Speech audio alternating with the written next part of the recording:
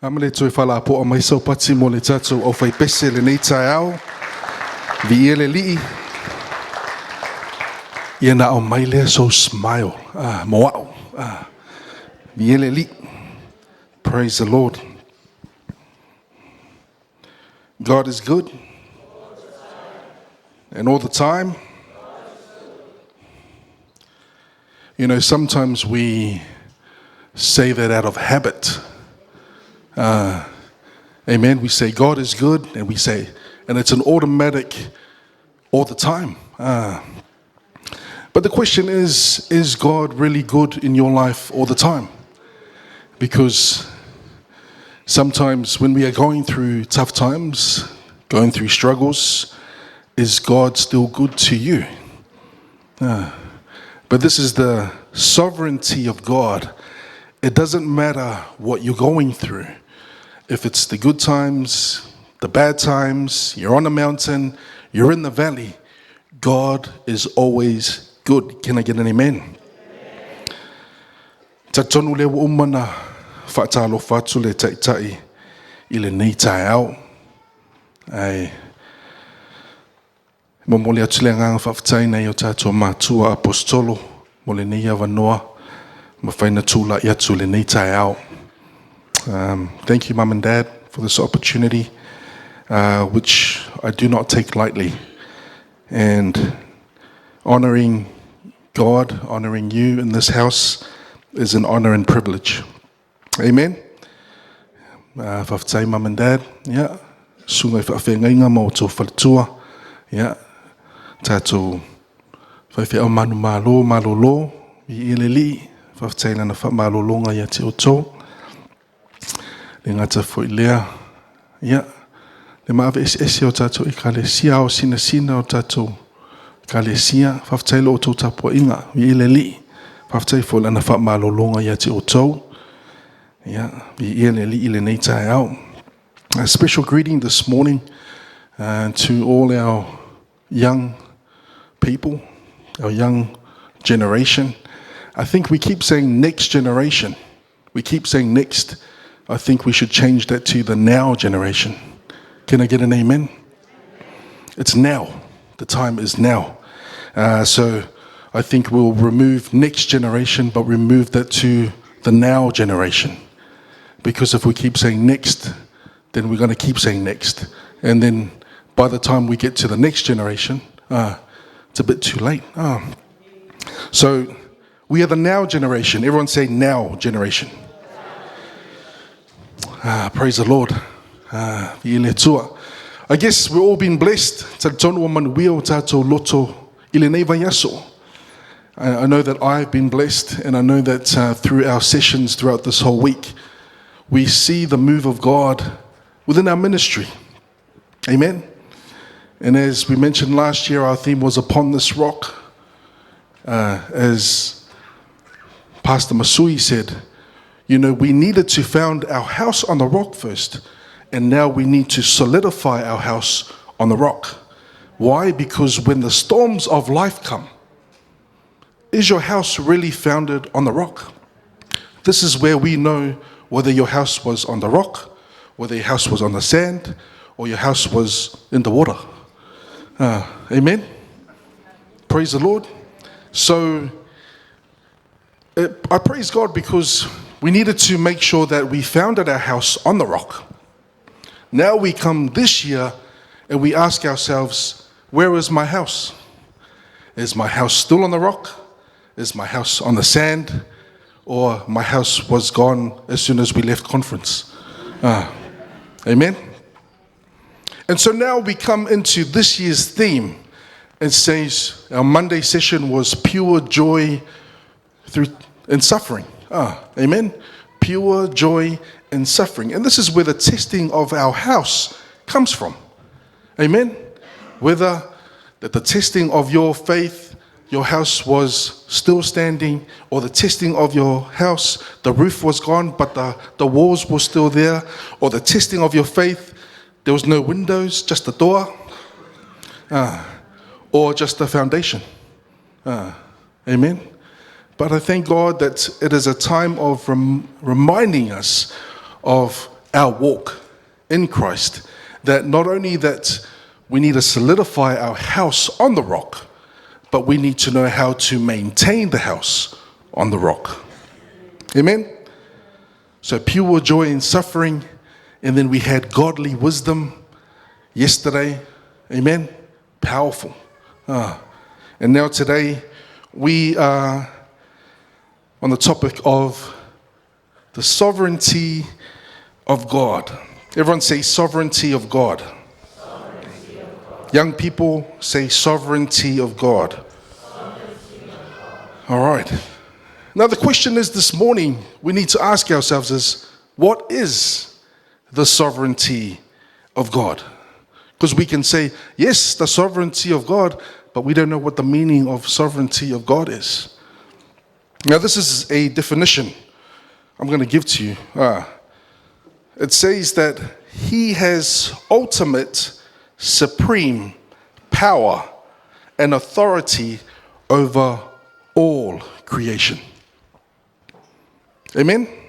It says that he has ultimate, supreme power and authority over all creation. Now remember, God created everything. Amen? So it doesn't say he has part authority. It doesn't say he has some authority here, but some authority. No, it says whole authority over everything that he has made. Amen? Hallelujah. Now, if we speak about the sovereignty of God, and if you go into the theological part of it, which I don't really want to go into, but it says that the sovereignty of God is one of the attributes or the characteristics of God. Amen? What is attributes? Attributes is the qualities that God has, or the characteristics of God. Amen? So if you were to describe myself as a characteristics of, what is the characteristic or the quality of Eddie? He is funny. He is loving. Amen. He is, help me. My qualities. Pastor, my wife has a whole list of qualities, but I don't want to read it. It's too many. But this is what it means by the qualities or the characteristics of God. Now, sovereignty, now we know what omnipresent is. God is everywhere present. Amen? We know what omnipotent is, what God is all powerful. Omniscient, God is all knowing. And these are the qualities and the characteristics of God that only pertain to God. No one else has these qualities. So if you think you're omnipresent, sorry, you're not. If you think you are everywhere, all at the same, sorry, I'm telling you this morning, it only pertains to God. And now the sovereignty of God that we're speaking about this morning only pertains to God. For me, ole pule aoao, ole atua. If me eleise si pule e sili atu. E sili le pule aoao, ole atua. Can I get an amen? Isaiah 46 verse 9. It says, remember this, keep it in mind, take it to heart. Remember the former things, those of long ago. I am God, there is no other. I am God, there is no one like me. I make known the end from the beginning. From the ancient times, what is still to come. I say my purpose will stand, and I will do that I please. What does it say here? It says that God already knows the ending from the beginning. Who else? Can you tell me who else can give us that? Allah can't give that. Oh. Well, Allah is God, sorry. Muhammad. Oh. Muhammad can't tell us the end at the beginning. No. Buddha? Can Buddha tell us the end from the beginning? There is no one like our God. As we sang this morning, there is no God like Jehovah. And it's declared here in Isaiah that God knows your beginning or your end from the beginning. No one else knows that. Amen? And it says, my purpose will stand and I will do all that I please. It tells us here, no one can tell God what to do. Amen. God is in control. God is the boss. Amen. Now there's different levels of sovereignty. Different levels. Means there's limitless sovereignty. And like I said before, God is sovereign over all, meaning he has power, he has authority over everything. Everything. What's that? Includes nature. He has power and authority over nature.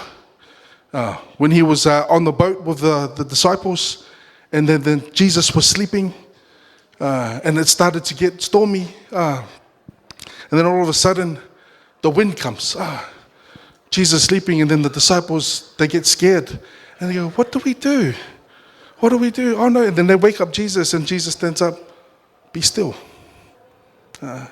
He has a power and authority over nature. He has power and the authority over animals, over man, over all creatures, over everything. God has power and authority upon everything that God has made. Can I get an amen? Now our verses for our theme today is verse 9 to 12 in James 1.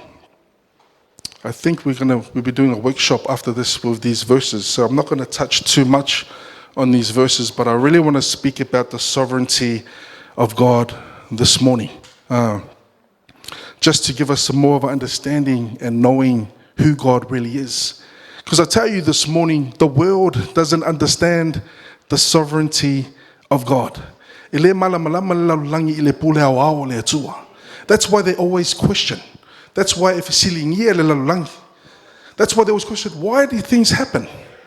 Why do things happen in the world? Why do all these things?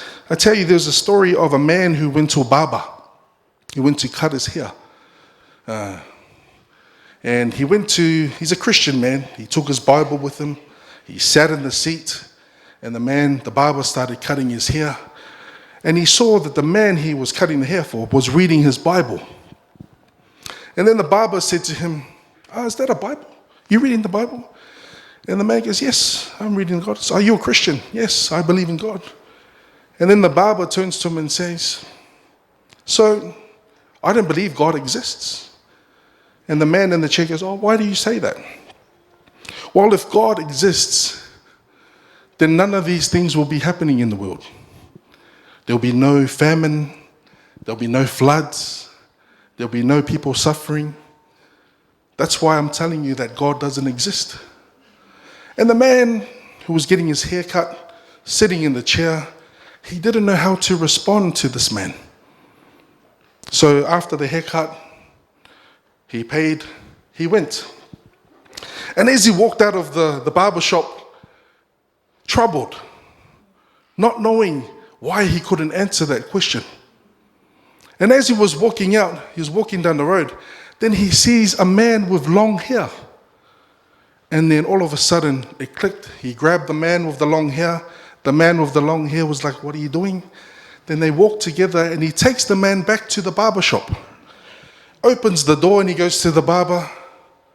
Hey, I don't believe barbers exist.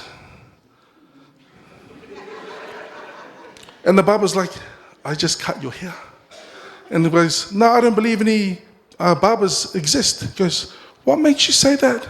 Well, if barbers exist, then why does this man have long hair? And then the barber said something. He goes, because he didn't come to me. Amen? And that's the problem with the world today. The problem of the world is that they do not come to God. They have their own understanding of how the world should work. But they're not sovereign. They don't know. They didn't create the world. But us as Christians, as believers, we understand in the sovereignty of God why things happen in the season, in its time, of why the sovereignty of God exists. Can I get an amen? So, in saying that, I'm going to give you some points, young people, to write down, just to help us in understanding the sovereignty of God. Point number one I want to give to you is to understand the sovereignty of God, we must know God through relationship. I'm going to repeat that. To understand the sovereignty of God, we must know God through relationship. Amen? Now, to bring that point to life, we know the story about David. Amen? Everyone knows King David, the greatest king of Israel. So one day, David, it says it was a season, it was spring season. It was supposed to be where all the kings go to war. But David decided, I'm going to have a rest. And then David said to Joab, the leader of his troops, come, take the troops, I'm going to rest. And so when David was at home, he woke up he was walking on the roof, and then he saw a lady bathing. Then David said to the servant, bring that woman to me. First he asked, who's that lady? Then they said, Bathsheba, the wife of Uriah, the Hittite. So the thing is, David knew after he was told this was a married woman. Amen? But he continued to pursue this. So then what happened was, we know the story. David slept with this woman and then found out later she fell pregnant. She wrote to David, David, I'm pregnant. Then David, what happens when you sin and you start drifting away from God, you start to add things on top to try and cover your sin.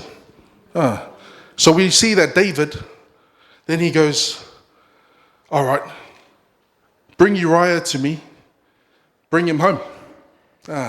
Had a talk with Uriah. How's the army? How's the he was the greatest king, but he was human as well. Amen. Talk to Uriah. He goes, all right, go home.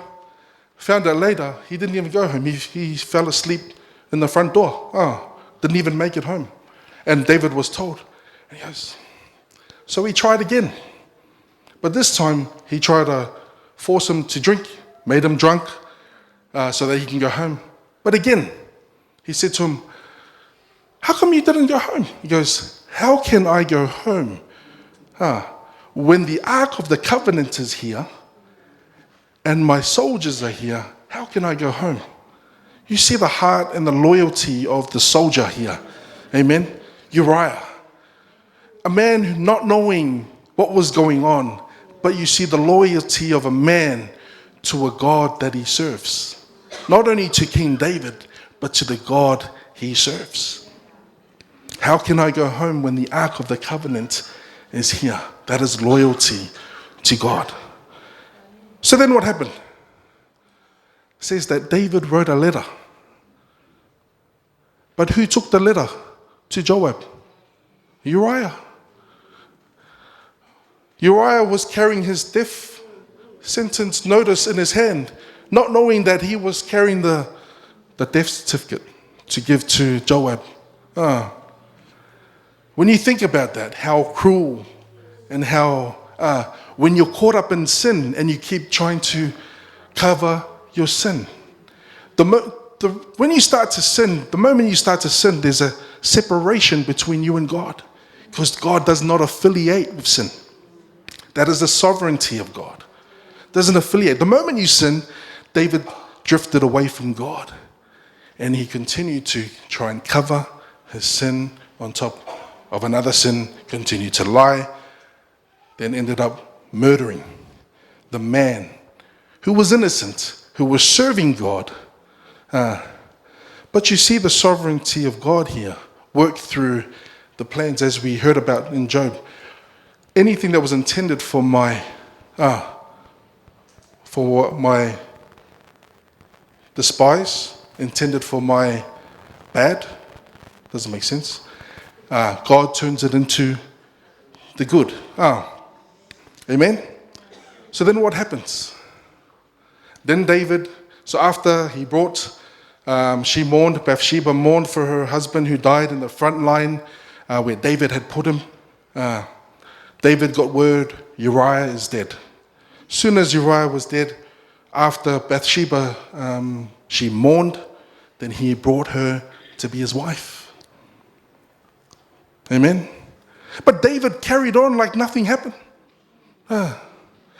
David carried on like nothing happened until God spoke to Nathan. He goes, Nathan, sa walulo ka malale mo ko ale wale ango mai kia na tano sa we alu ya Tevita fai wa ule fia. So Nathan comes to David. Funny way of greeting each other. He goes to David. Nathan goes to David. Hi, David. There was this rich man and a poor man. The rich man, he had so many lambs. He had a whole cattle, everything. And then there was this poor man. And he goes, one little lamb, small lamb. But then the rich man, he said he had a visitor come. But what did the rich man do? Instead of taking one from the plentiful cattle that he had, he comes and takes the lamb of the poor man, the one little lamb. He says they treated him as a family member. Who has a pet at home? They treat them as a family member. It's nice. But this family treated this lamb like it was his own. He said they called it his daughter. But what did the rich man do? He came, took their lamb, cooked the lamb, and served the lamb to his guest. And then it said, David was filled with rage. He goes, David was filled with rage, and he said, something should happen to that man. 4 times over. 4 times over, this man should be punished. Nathan goes, that man is you. That man is you. Funny way of God, Nathan telling instead of saying, David, you have sinned, but now he gives him a story. You were the man that stole the lamb from the poor man. Amen? And from this day on, the sword will not leave your house. Calamity. The sword will not leave your house. And the son that was born to you will not live. Now we know the story. David sinned. He goes, I have sinned before Lord my God. Now, we need to think about, thankful for this God's sovereignty, giving an opportunity to him to repent. And this is where we thank ourselves for a community of people that we have that's able to give you encouragement, to say when it's, to be able to tell you when something is wrong. Amen? This is a kind of community that we need to have. When you see something that is not right, tell them. But not, you see it's wrong and then you go, I'll just turn a blind eye and they can do whatever they want. It's not my responsibility. But as a body of Christ, as a ministry, we need to be of those people who give the correction and be able to say, hey, come on, that's not right. You have the grace of God to be able to speak. No, hey, shh, go menga.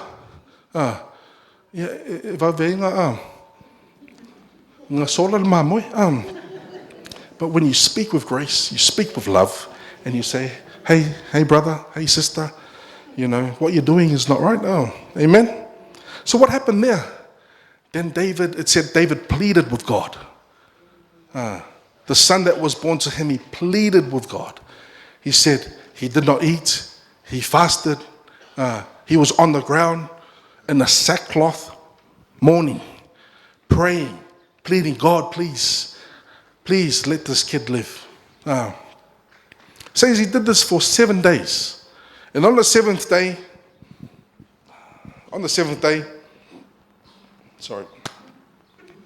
indigestion. On the 7th day, it said there were 2 servants.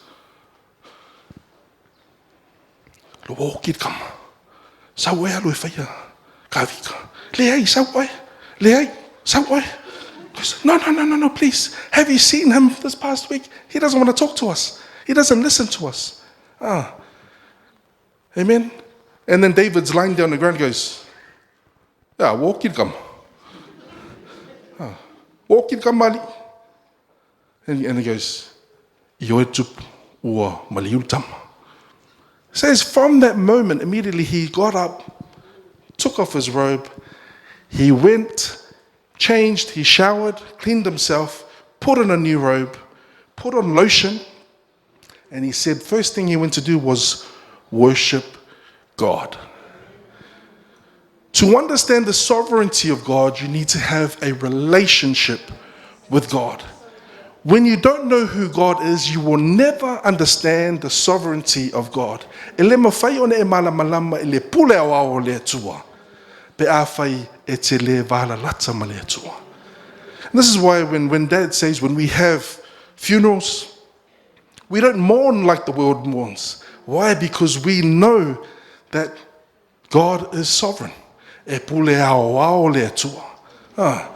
We mourn differently. Why? Because we know there will be a day. Amen. And this is the sovereignty of God when David shows why, because his relationship with God was close. So to understand the sovereignty of God, we need to know God via relationship, through relationship. Why relationship? Because God is a relational God.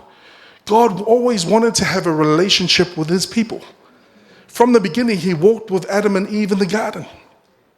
But what happened? Sin separated that. God has always wanted to walk with his people. God has always wanted a relationship with his people. God wants a relationship with you right now. God is a relational God. Amen? So we will never understand the sovereignty of God unless we know God through relationship. And as Dad always says, do you really know Jesus? Do you really know who he is? Not just by knowing in our mind, but knowing him through your relationship through Jesus. Amen? Praise the Lord. You know, this is sort of similar to, because back in 2012, we went through a similar thing. My wife and I, we lost our son. 2012, we had a baby, born premature. But this is why I thank God for our prayer warriors.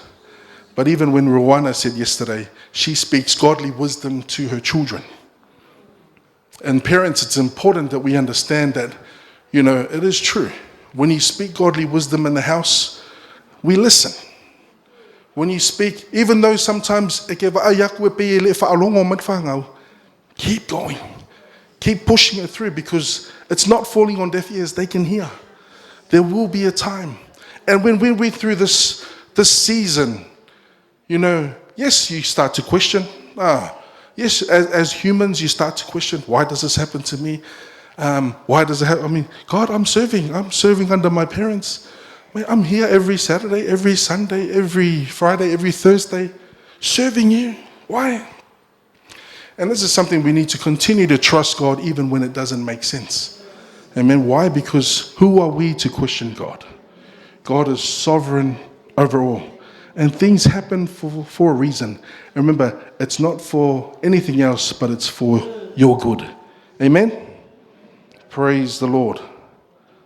Praise the Lord. Everyone say, sovereignty of God. Sovereignty of God. 2, to understand the sovereignty of God, we must know that God is in control.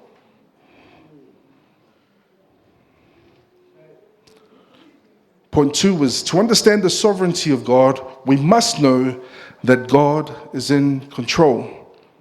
Now we'll bring the story of Shadrach, Meshach, and Abednego. Daniel 3, verse 16. We know the story. Nebuchadnezzar builds a statue of himself, and he orders everyone in the land to make sure that they when they hear the lyre, they hear the trumpets, they hear everything, you drop everything and you start bowing down. Now these three men, they understood the sovereign God. They knew who their God was. They didn't, choose otherwise. But what I love about this, it says that in verse 17, it says, if we are thrown into the blazing furnace, the God we serve is able to deliver us from your majesty's hand. 18, it says, but even if he does not, we want you to know, your majesty, that we will not serve your gods or worship the image of God you have set up. The God that we will serve will deliver us. But then it also says, but even if he doesn't serve, even if he doesn't save us, we will not serve any other gods. This comes from understanding and trusting God. Trusting God and knowing that God is in control. But it's not just, I trust God, but I'll have this just in case, just a backup in case I'll have a suit to keep me from the fire just in case, I might be thrown in, might not be saved. It was full, total trust in God and understanding and knowing that God is in full control. No matter the outcome, no matter what was going to happen to them, they were willing to die for God. Whether we'll be saved or whether he doesn't come, we will still not serve the God that you have created. And it's a great story to remind us, that we need to fully trust God in every season. As I said before, God is good when you're on the mountain. But when you're in the valley,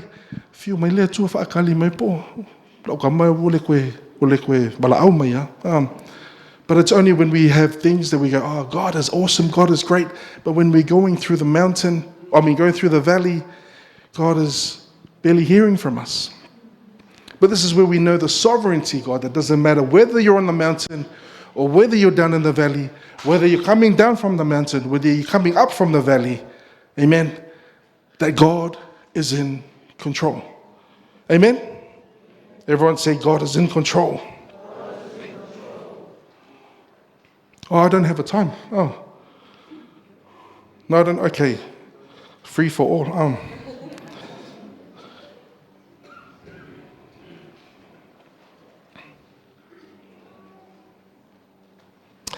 Point number 3.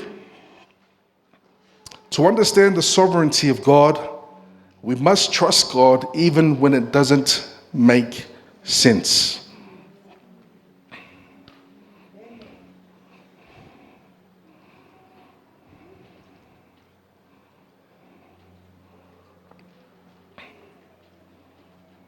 Now, we come to the story of Joseph. We've heard a lot about Joseph this week. Now, Joseph was given a vision. He was given a dream. He told that vision, he told that dream to his brothers. His brothers didn't like it. Then they beat him up, threw him in a hole. Then they sold him off. The one thing I love about Joseph is that he didn't veer away from his vision. He stayed the course. He didn't veer away from the vision. He didn't say, oh, I'm just getting trouble from this vision. I don't know whether I should lock in or lock out. Amen? And it says that when he went through all these troubles, sold by the Midianites, then he was sold to Potiphar, and then he was falsely accused of adultery. Then he was thrown in prison. It doesn't, the thing about the Bible, it doesn't say how he felt.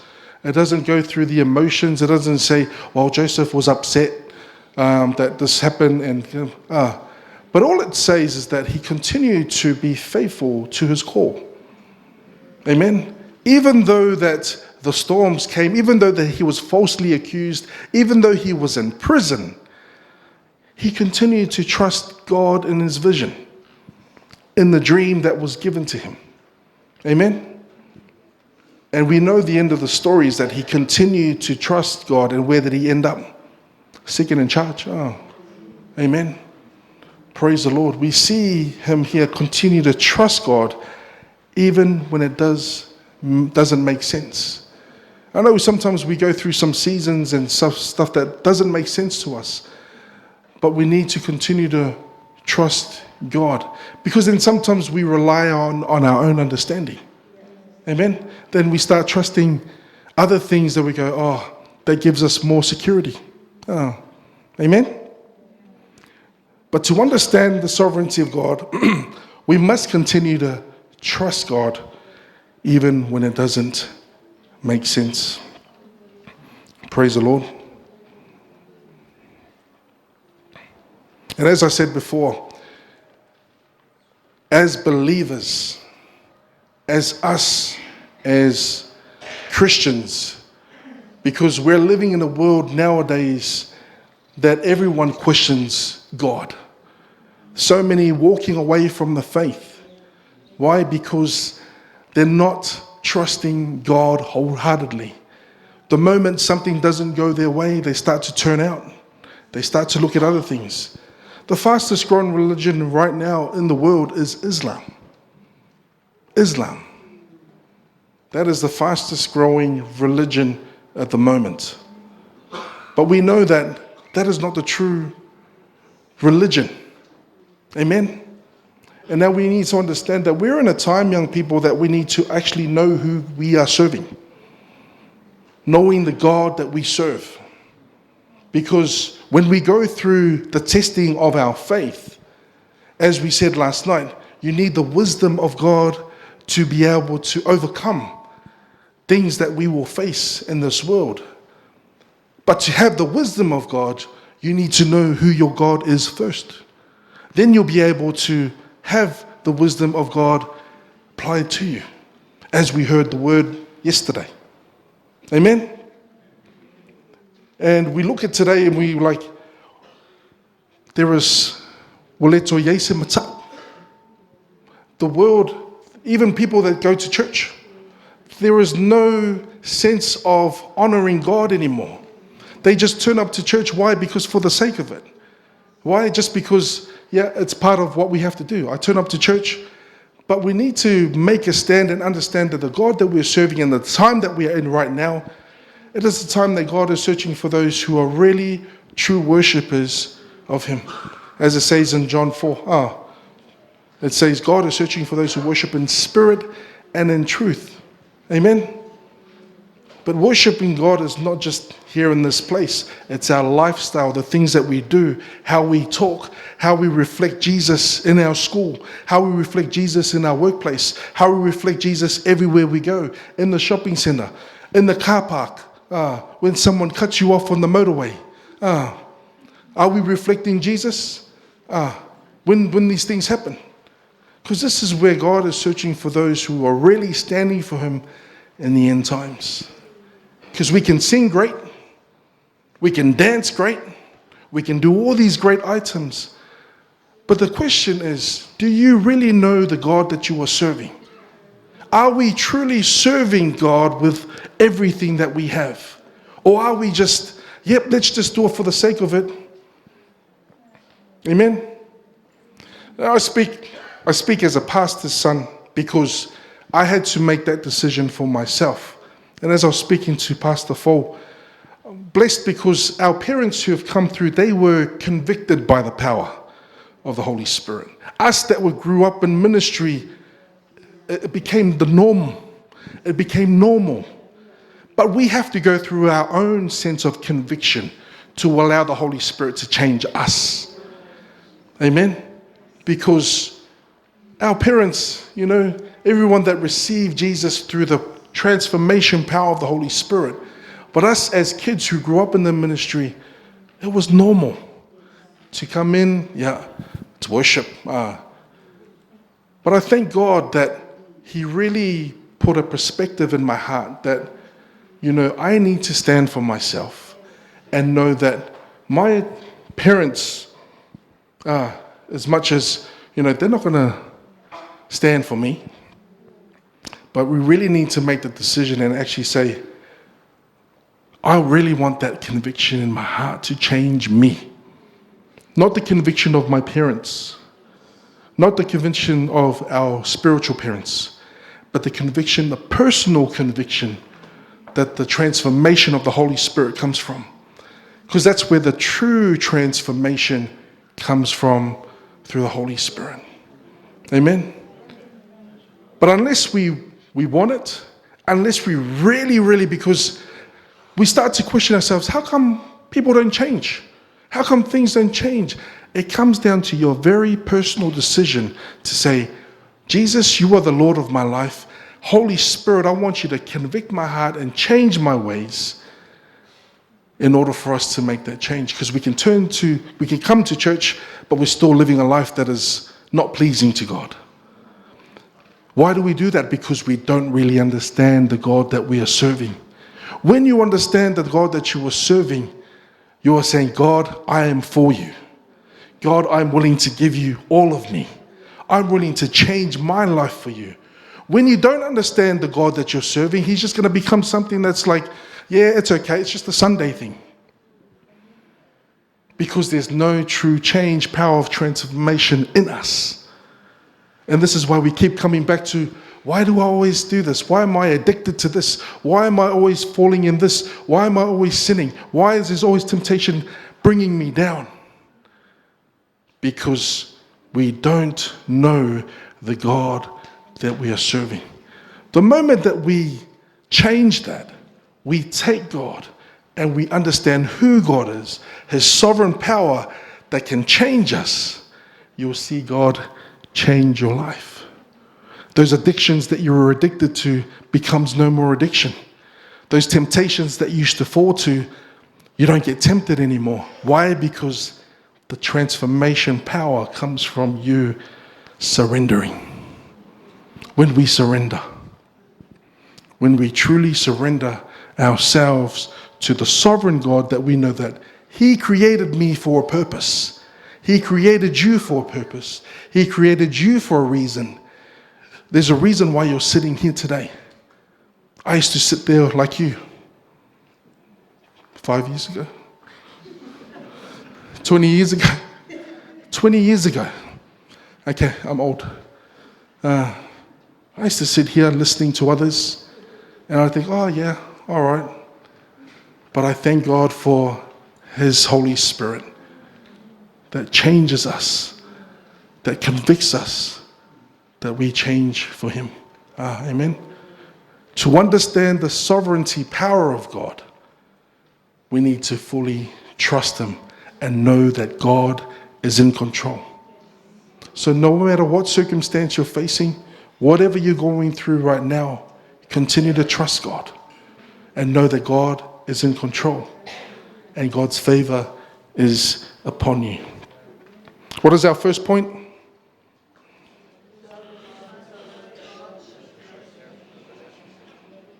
Second,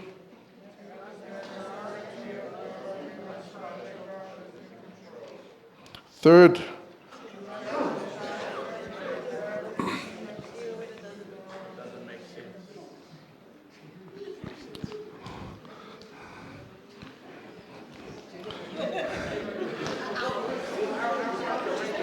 all I can hear is,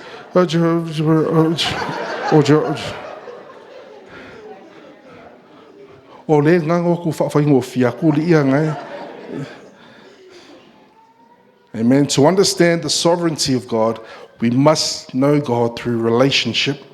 2, to understand the sovereignty of God, we must know that God is in control. And 3, to understand the sovereignty of God, we must trust God even when it doesn't make sense. In Jesus' mighty name, amen.